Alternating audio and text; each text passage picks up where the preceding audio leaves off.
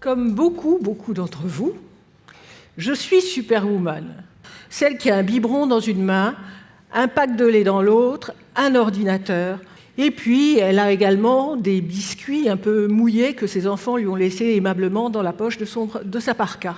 Et alors, donc, les croyances sur lesquelles moi je me suis structurée, je me suis construite, c'est « j'ai pas mal, rien ne peut m'atteindre, je suis toute puissante ». J'avais le rêve de devenir écrivain. Franchement, ça ne va pas faire bouffer sa femme, hein, ça. Donc, au placard, au placard. Et puis, il y a l'autre chose qu'on a tous. Vous la connaissez, vous, votre petite voix intérieure? Celle-là, là, qui est là et qui te dit « T'es contente de ce que tu fais ?» Et à propos, ton rêve de devenir écrivain, t'en as fait quoi?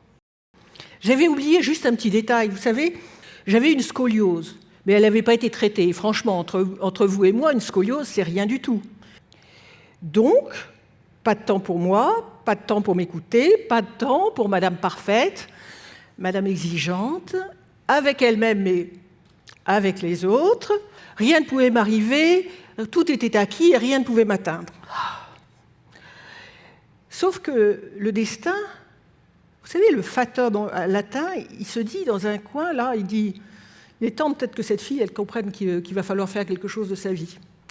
Alors, il frappe une première fois, j'entends rien. Il frappe d'une deuxième fois, j'entends rien, et là, il s'énerve. Il s'énerve parce que ce à quoi on résiste persiste. Et donc, il cogne, jusqu'à me mettre KO. Ma scoliose d'adolescente, elle était passée à une double courbure de 73 degrés de scoliose. C'est énorme.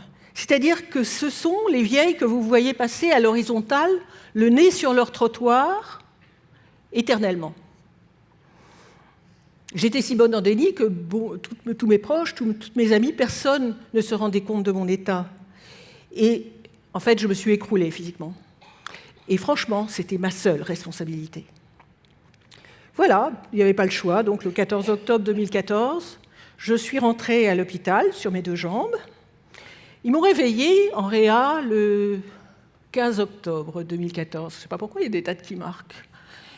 Et au pied de mon lit, ils étaient tous là, en blanc et en bleu, la mine grave, un jury ou un verdict, je ne sais pas, tout le corps médical tout entier. Ils m'ont dit, voilà, madame, votre moelle épinière est lésée, vous ne remarcherez jamais plus, vous êtes paraplégique. J'ai été sidérée. Sidérée, ça ne veut pas dire surprise, ça veut dire abasourdie. Parce que ma vie, elle a été broyée. D'actrice de ma vie, j'étais devenue spectatrice.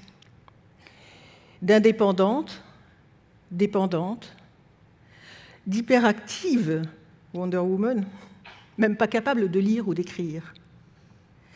Mon corps et moi-même, on était traités comme des objets qu'on piquait, qu'on lavait, qu'on sondait, qu'on auscultait, qu'on pinçait. Je n'avais accès de mon lit d'hôpital qu'à ce que mes mains pouvaient atteindre. C'est pas énorme. Un jour, je suis rentrée dans ma famille, j'ai découvert que Wonder Woman était devenue une charge. Et moi, j'ai découvert que mes aimants, mes aimés étaient devenus mes aidants. Ma famille était explosée.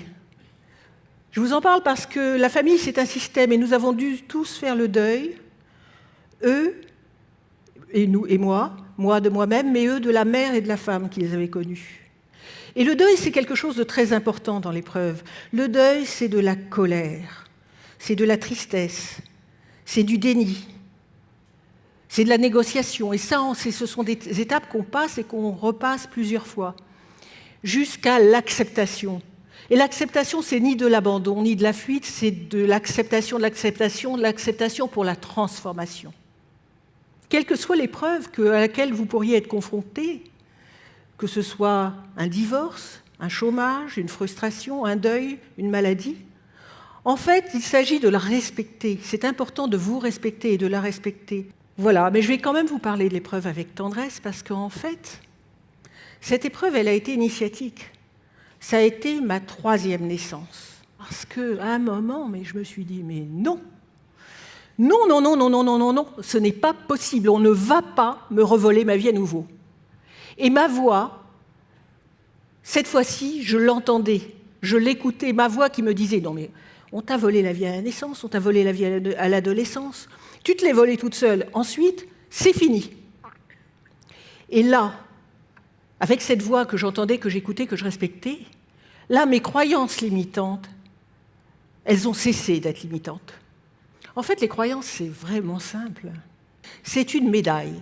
Et cette médaille, elle a deux faces, le yin et le yang, le truc, etc. La face pile, vous donnez à vos croyances le pouvoir sur votre vie. Et ne vous en voulez pas, c'est comme ça au début, on ne peut pas faire autrement. Mais alors là, elles se régalent. Elles deviennent limitantes, elles deviennent bloquantes, elles deviennent asservissantes, elles deviennent odieuses.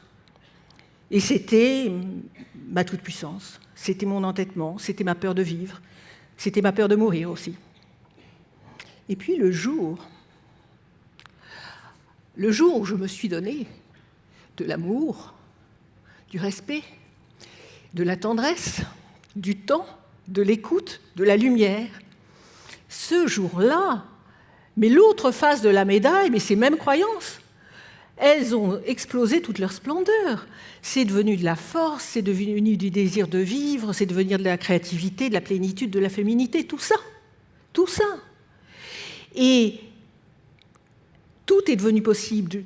Tout est devenu possible. Elles ont ouvert tout le champ des possibles, tout le champ de mes possibles, d'une manière incarnée, alignée, cœur, corps et esprit, verticale, physiquement, émotionnellement et intellectuellement.